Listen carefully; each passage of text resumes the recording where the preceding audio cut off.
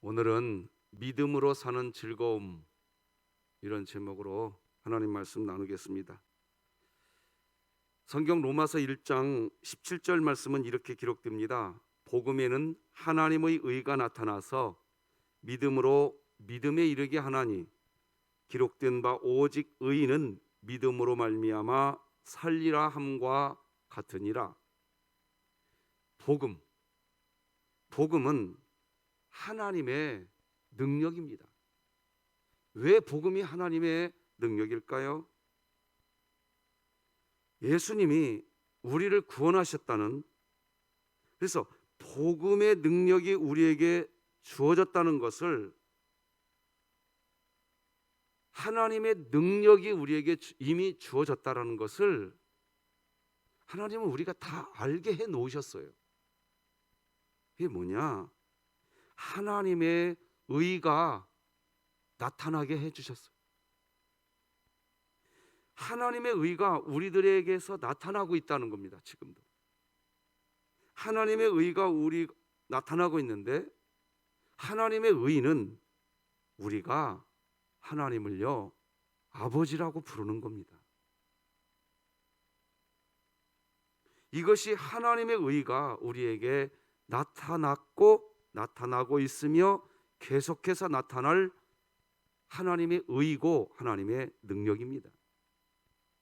여러분 생각해 보세요. 만약 말입니다, 여러분의 재산, 그것도 말이죠, 여러분의 아주 그냥 여러분의 큰 재산, 큰 금액의 재산을 훔쳐간 어떤 도둑, 이 도둑을 붙잡았습니다.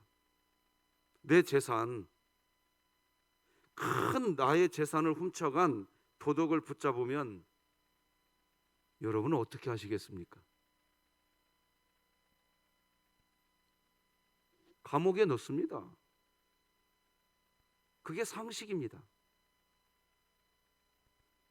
그런데 그 도둑을 위해서 말이죠, 그렇게 큰 재산을 도둑 맞은 사람이 그 도둑을 대신해서 자기가 형벌을 받아요. 도둑을 잡아놓고 선생님은 집에 가세요.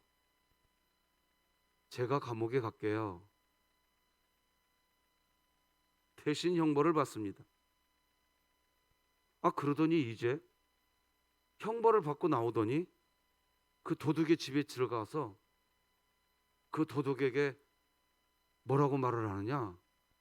내가 오늘부터 당신의 아버지가 되어줄게. 여러분, 이게 가능한 일입니까? 여러분, 이것을 인간 사회에서는 불가능한 일이라고 말하지 않겠습니까? 그런데 하나님은 이 일을 하신 것입니다. 다 하셨습니다. 그리고 하나님이 그렇게 하신 증거가 있습니다.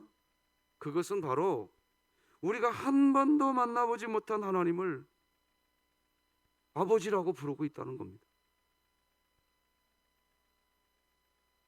과거에 우리 한국 조국교회가 방언기도 하지 못하면 구원받지 못한 거래. 방언도 못 받았어? 그러면서 이미 복음의 능력이 다 나타나서 하나님을 아버지라고 부르며 위로를 받고 하나님을 아버지라고 부르면서 삶의 용기를 얻고 있는 분인데, 방언의 은사를 못 받았다고 마치 구원 못 받은 것처럼, 복음의 능력이 없는 것처럼 성경을 아주 그냥 마음대로 해석해놔 버린 거예요.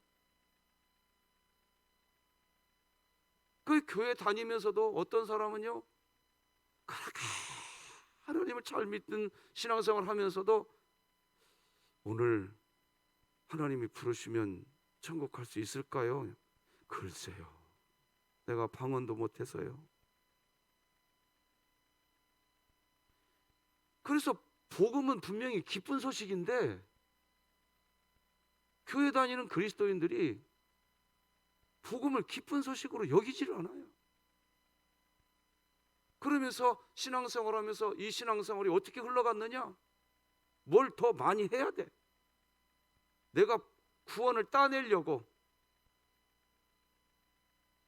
복음은 그런 거 아니에요. 복음은 하나님이 다 이뤄놓으신 그 기쁜 소식을 그냥 받는 건데, 조국 기독교회가 이 복음을 율법으로 다 바꿔놔 버렸어요. 다 바꿔놔 버렸어요. 복음은 능력이에요. 여러분이 오늘도 하나님을 아버지라고 부르고 있다면 능력이 나타났다니까요. 그 능력 보통 능력이 아니란 말입니다. 도저히 상상할 수 없는 불가능한 일인데 가능하게 되었습니다. 그래서 복음은 그 자체로 능력입니다. 우리가 하나님을 아버지라고 부르고 있다면 이미 우리에게는 복음에 설명할 수 없는 능력이 임한 겁니다. 이런 복음의 능력을 오직 믿음으로, 다른 방법이 아니라 믿음으로 받는 겁니다. 그런데 말이죠, 이 믿음조차도 하나님이 주신 선물이란 말이에요. 그래서 우리가 외친 거예요. 다 주님이 하셨습니다. 잠도 깰 겸 한 번 더 해볼까요? 시작. 다 주님이 하셨습니다. 그 하나님 앞에서 나 자랑할 거 아무것도 없다니까요. 그런데 그 하나님 앞에서 나를 자랑하려고 한다면 그건 진짜 웃기는 거죠. 믿음은 여러분 그냥 손가락이라니까요. 손가락. 전기를 켜기 위한 손가락입니다. 수도꼭지를 틀기 위한 손가락이라고 해요. 믿음은 그런 겁니다. 이미 다 와 있어요. 전기는요 이미 다 집안 구석구석까지 이미 다 전기가 다 와 있단 말이에요. 다 와 있어. 수돗물이 수도꼭지까지 이미 다 와 있어요. 그래놓고 하나님이 믿음이라는 선물을 주어서 스위치를 톡 누르게, 수도꼭지까지 물이 다 연결이 되어 있는데, 그래서 수도꼭지만 틀면 물 걱정 없이 그냥 쏟아지는 그 물 받을 수 있는 거거든요. 사탄은 계속해서 참소해요. 야, 네가 어떻게 살았는데 새벽 예배 가서 네가 기도한다고? 야, 잠이나 자. 그냥 편하게 잠이나 자. 네가 살아온, 뻔뻔하기도. 끊임없이 사탄은 우리를 참소합니다. 그런데 하나님은 말이에요, 그렇게 뻔뻔하게 살았다 할지라도 둘째 아들 기다린다니까요. 송아지 잡아요. 세상에서는 할 수 있는 일이 아니에요, 이게. 그래서 복음이 능력인 거예요. 세상에서는 송아지 가락지 안 껴요. 너 어디 있다가 뻔뻔하게 여기 오는데? 그런데 복음은요, 잘 왔다. 참 잘 왔다. 그래서 여러분, 내가 어떻게 살아온 내 인생 알잖아요. 그런데 성령 하나님이 여러분의 마음을 강권하시면 예배당에 나오시게 되잖아요. 근데 이게 두 가지 마음이 들어요. 성령 하나님이 내 마음을 강권하셔서 예배당에 나와 엎드리긴 그랬는데 내가 알거든, 내가 어떻게 살았는지. 그러니까 그때 기도문이 팍 터져요, 안 터져요? 안 터져요. 안 터진다고요. 기도도요, 쭉 기도하는 사람이 기도문이 팍 터지지 그 쉽게 안 터져요. 그런데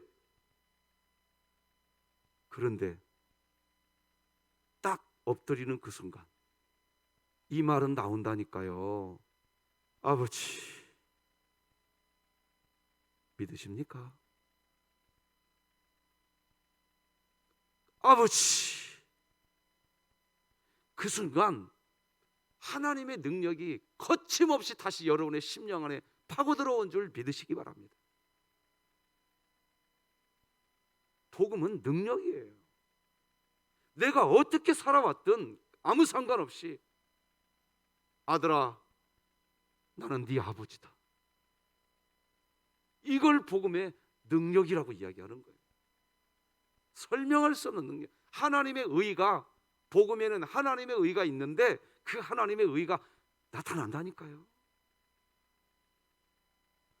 그래 우리는 오늘 이 시간에 여러분 뭘 믿고 가야 되느냐? 담임 목사가 설교를 은혜롭게 하면 나 은혜 받았어. 한국 조국교회 이거 사라져야 돼요. 아니 담임 목사가 은혜를 만드는 사람입니까? 그런 거예요? 그리고 또 오늘 설교가 죽으면 목사님 설교가 그래서 나 은혜 하나도 못 받았네. 아니 목사가 은혜를 주는 사람이냐고요? 아니죠? 빨리 깨달으셔야 돼요. 그러니 능력이 하나님의 의가 뭔지를 분명히 알면 말이죠, 은혜는 목사가 주는 거 아니라고요. 그러면 여러분 만약에 그렇게 신앙생활하면 저 교주 된다니까요. 저도 구원받은 죄인입니다. 하나님 앞에서 자랑할 게 아무것도 없는 죄인이란 말이에요. 그런데 어떻게 목사가 은혜를 줍니까? 목사가 은혜 주는 거 아니에요. 여러분 지금부터 드리는 얘기 귀 쫑긋 하세요. 여러분이 고개를 숙였을 때 기도문이 터지지는 않는데 이 기도가 나왔다면 오늘부터는 기억하세요. 십자가의 능력이 여전히 여러분 마음 안에 있다는 걸 믿으시기 바랍니다. 제가 여러분 설득하려고 이렇게 설교하는 거 아니에요. 그냥 믿으세요. 믿고 내가 죄인 중에 괴수로 살았지만 여전히 하나님의 복음의 능력이 나에게 있구나. 그래서 복음인 거예요. 복음. 할렐루야. 그때 목사의 설교로 은혜를 받는 것도 중요하지만 목사가 은혜 주는 거 아니니까 하나님이 은혜를 주시는 거니까 하나님이 여러분 마음속에 아버지 이 마음 주셨다고 한다면 선포하세요. 뭘 선포하냐? 내가 지금 하나님 손 꽉 잡으면 수도꼭지가 확 열린다. 전깃불이 켜진다. 제가 원고 쓸 때 이쯤 설교하면 아멘 소리가 나올 것이다 속으로 생각하면서 썼는데 전깃불이 켜지는 줄 믿으시기 바랍니다. 그러니까 하나님을 아버지라는 그렇게 부를 수 있는 하나님의 음성이 들려서 아버지 그랬다면 나는 더 이상 불안해하지 않아도 된다. 나는 더 이상 두려워하지 않아도 된다. 나는 더 이상 염려하지 않아도 된다. 그렇게 선포하시기 바랍니다. 그게 예배당에서 예배드리면서 받을 은혜라는 거예요. 은혜. 목사가 설교를 잘하면 은혜 받았어. 여러분 우리 진흥교회 더 이상 그런 얘기 하지 마세요. 목사가 은혜 주는 사람 아니라고요. 도구는 되겠죠. 그러나 그것과 아무 상관없이 복음을 통해서 은혜 받으시기 바랍니다. 그리고 목사의 입을 통해서 그 복음이 나가게 하시는 거예요. 그래서 목사도 설교 준비할 때 하나님의 음성을 들어야 돼요. 그래서 그 음성을 들어서 복음을 전해줘야 돼요. 복음을. 그러면 그 복음이 여러분에게 은혜가 되는 거지 그 어떤 것이 여러분에게 은혜가 되는 게 아니에요. 이것이 구원받은 삶이기 때문에 이런 하나님의 음성을 듣고 사는 것은 그래서 부끄러운 게 아닙니다. 사람들이 그리스도인들에게 물을 수 있어요. 너는 무엇 때문에 그렇게 불안하지 않는데? 너는 무슨 이유 때문에 두려워하지 않고 사는데? 너는 무엇 때문에 염려도 않고 살아가는데? 이런 질문을 예수님 안 믿는 사람들이 그리스도인들에게 하게 된다니까요. 그래서 여러분들에게 한번 조심스럽게 물어보겠습니다. 여러분은 지금까지 신앙생활을 하면서 말이죠, 예수 안 믿는 사람들이 여러분들에게, 우리 진흥교회 성도들에게 아니 당신은 무엇 때문에 그렇게 염려를 안 하는데? 당신은 뭘 믿고 그렇게 불안함이 없는데? 이런 질문을 수차례 받으셨어야 했어요. 그렇잖아요. 우리에게는 천지를 지으신 하나님이 우리와 함께 한다고 살아가는 사람이니까, 안 믿는 사람들이 우리를 볼 때, 야, 너는 뭐가 있어서 그렇게 태평한데? 넌 크리스찬에게 이런 질문 한번 받아야 되지 않겠어요? 그때 말해줄 수 있는 거예요. 하나님이 내 아버지요. 한번 따라서 합시다. 하나님이 내 아버지예요. 놀라운 거 아니에요? 여러분, 내가 하나님을 아버지라고 부르고 있기에 나에게는 하나님의 의가 나타났어. 이건 놀라운 능력이야. 그래서 나는 불안, 염려, 두려워하지 않아. 내 삶은 그냥 행복해. 그때 역사 나타나는 거예요.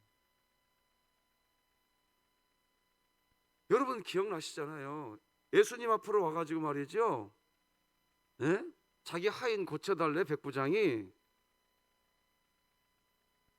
근데 그 백부장이 그냥 예, 내가 믿습니다, 이런 식으로 반응하니까 집에서 역사가 그 시간에 같이 일어나 버리잖아요. 여러분, 하나님을 오늘도 아버지라고 불려지고 있다면 불안해하지 마십시오. 염려하지 마십시오. 지금 여기서부터 목사님, 내가 집에 가서 확인한 다음에, 내가 집에 가서 확인을 해보고 난 다음에 그게 뭐가 내 뜻대로 되어져 있으면 나 그때부터 안 할 테니까 하나님 조금만 기다리세요. 나 집에 가서 확인하고 내가 전화 드릴게. 이게 아니라 지금. 그래서 이런 삶은 부끄러운 삶이 아니에요. 이상한 일도 아닙니다. 그런데 그리스도인들이 이런 삶을 부끄러워해요.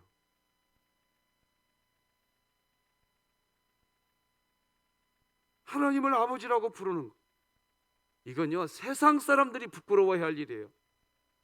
내가 내 인생의 주인이기 때문에 하나님을 아버지라고 부르는 삶을 부끄러워한다니까요. 차라리 구원을 한 1억, 한 10억 그렇게 돈을 주고 산 것이라고 하면, 그래서 1억 원, 10억 원의 돈을 주고 그 구원을 샀다면 그러면 당당할 텐데 말이죠. 그냥 은혜로 이 구원을 준다고 하니까 나는 자존심이 상해갖고 못 받겠대. 그런 태도야. 아니, 왜 내가 저렇게 빈곤층에 돈 없는 사람들이나 받는 은혜, 그런 싸구려 은혜를 내가 받아? 이런 태도라니까요. 오늘 본문에 등장하는 나오미는 두 명의 며느리가 있었습니다. 한 명은 오르바였고 한 명은 루시라는 여인이었거든요. 오르바라고 하는 며느리에게 복음은, 하나님의 의는 부끄러운 것이었습니다. 오르바에게 복음은 능력이 아니었어요. 제가 이렇게 이야기하게 되는 이유가 있어요. 이야기는 이렇게 됩니다. 우리가 어제 나눈 것처럼 엘리멜렉의 집은 신앙의 형식만 있었지 본질을 잃어버리고 살았어요. 즉 복음의 형식만 있었지 복음의 본질을 잃어버리고 살았습니다. 어제 말씀 나눴죠, 새벽에. 그랬기에 흉년이라고 하는 조건이 주어지자 생명의 떡을 상징하는 베들레헴, 이 본질을 버려버립니다. 그리고 이방 땅 모압으로 가서 살아갑니다. 형식만 갖추고 살아요. 그들이 형식만 갖추고 살았다는 것을 무엇으로 알 수 있습니까? 예의 범절이 기가 막혔습니다. 예의 범절이. 생각해 보세요. 시아버지도 죽었고요, 기련과 말론이라고 하는 남편도 다 죽었어요.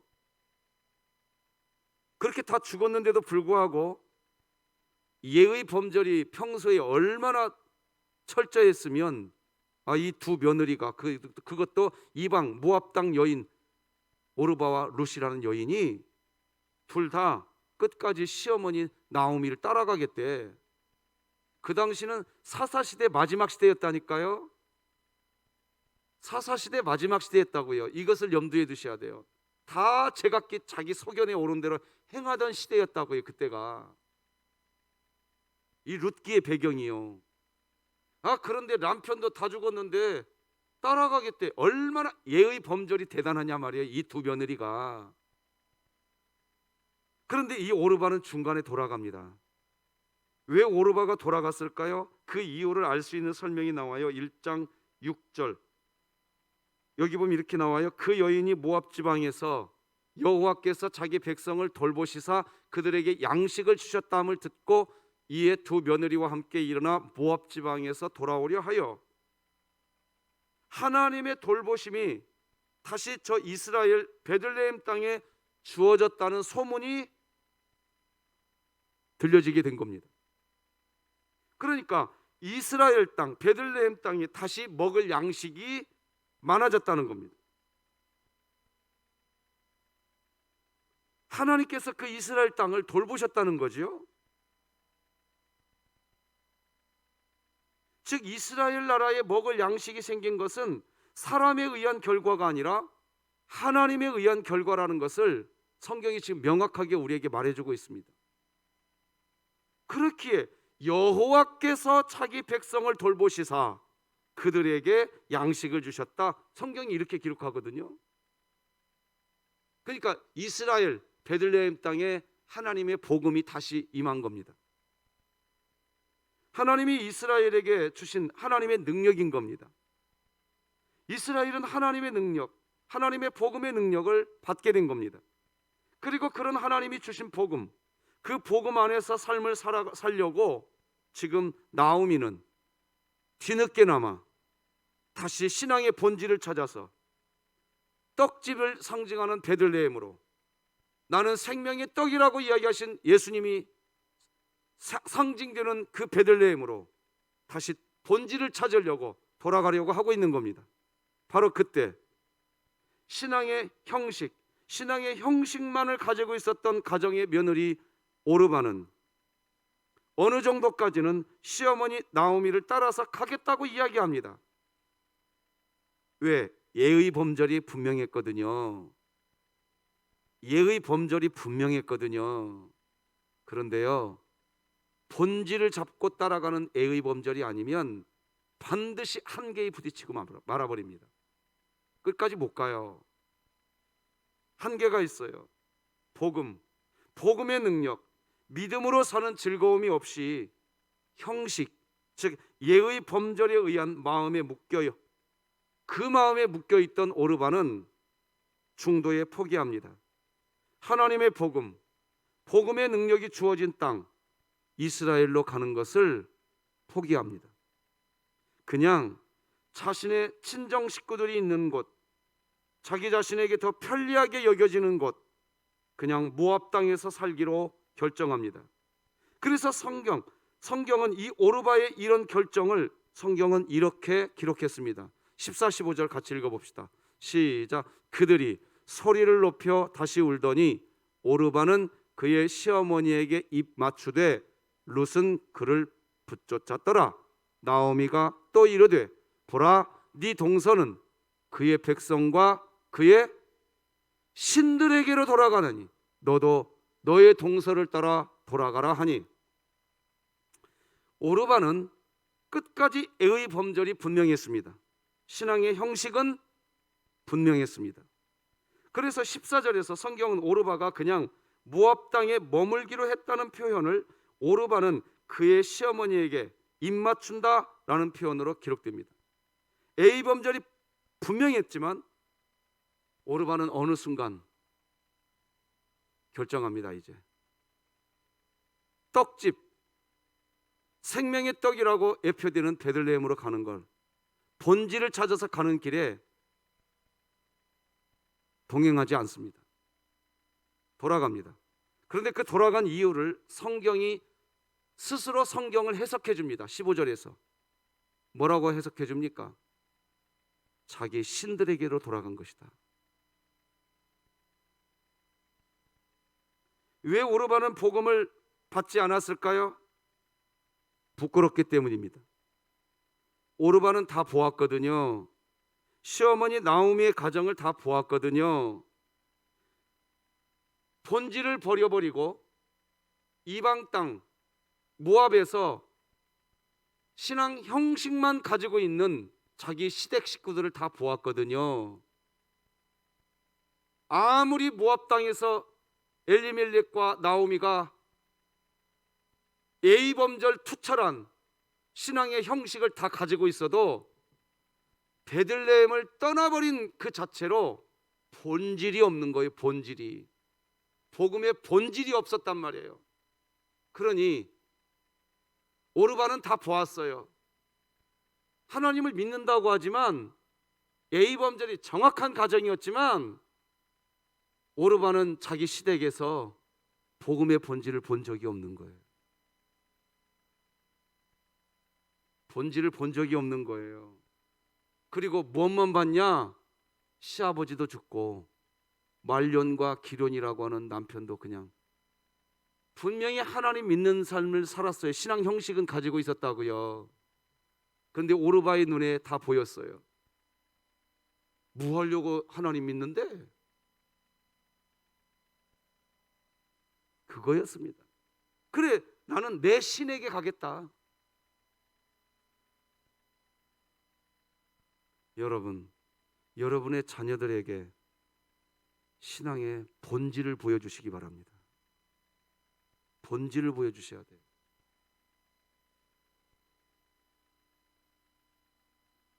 그 시댁이 밑바닥 인생이었던 거예요. 모압 땅에서 오늘날로 얘기하면 지질이 더 가난한 인생이 된 거예요. 하나님 믿는데 본질을 잃어버리니까 막. 바로 이 부분입니다. 밑바닥 인생, 가난한 인생들이나 대가 없이 주는 복음, 복음이 마치 노숙인들에게 무료 급식하는 것과 같이 부끄러운 일로 여겨진 겁니다. 자신이 뭐 1억 원이나 한 10억 원쯤 돈을 주고 구매한 것이라고 하면 그 복음은 부끄러운 것이 아니라 당당한 거고 자랑스러운 것이었을 터인데, 이스라엘 나라에 먹을 양식이 생긴 것은 사람에 의한 결과가 아니라 하나님에 의한 결과, 하나님이 주신 은혜이며 복음이라는 것, 마치 노숙인들에게 대가를 받지 않고 그냥 주는 무료 급식소와 같은 그런 양식은 부끄러운 것으로 여겨진 겁니다. 반면에 룻의 반응은 다릅니다. 룻은 믿음으로 사는 즐거움이 무엇인지 본 듯한 발언들을 오늘 본문에서 합니다. 복음, 내가 뭔가를 해서 얻어낸 것이 복음이 아니요, 내가 돈을 지불하고 구매한 것도 복음이 아니고 그저 아무런 대가 없이 하나님이 주시는 복음, 복음 안으로 들어가고 싶다고 표현합니다. 16, 17절 읽어드리겠습니다. 룻이 이르되 내게 어머니를 떠나며 어머니를 따르지 말고 돌아가라 강권하지 마옵소서.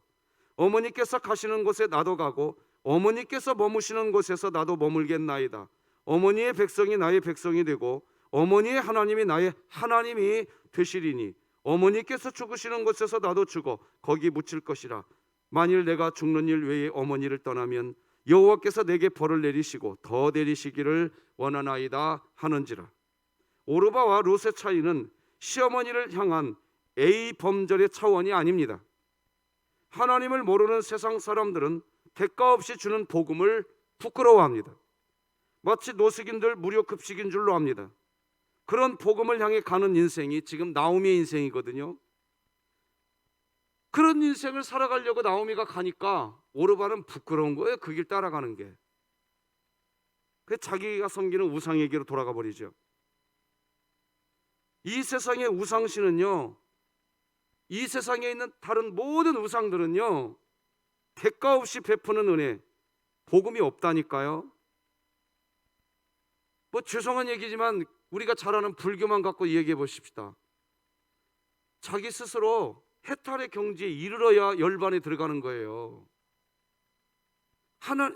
기독교는 하나님이 거저주는 복음을 받는 종교고요. 다른 이 세상에 있는 모든 종교들은 인간이 땀을 흘리고 수고해야 받는 거예요, 다. 그래서 오르반은 그쪽을 선택합니다. 그래서 내가 땀 흘려서 뭔가 얻으면 자랑스럽거든. 오르반은 자신의 힘, 자신의 능력을 의지하였기에 이방신을 따르는 방식을 선택합니다. 하지만 룻은 그 반대입니다. 내 힘, 내 노력, 내 헌신이 우선된 삶이 아니라 모든 것을 하나님의 능력이라고 고백하는 복음으로 가기 시작하려고 합니다.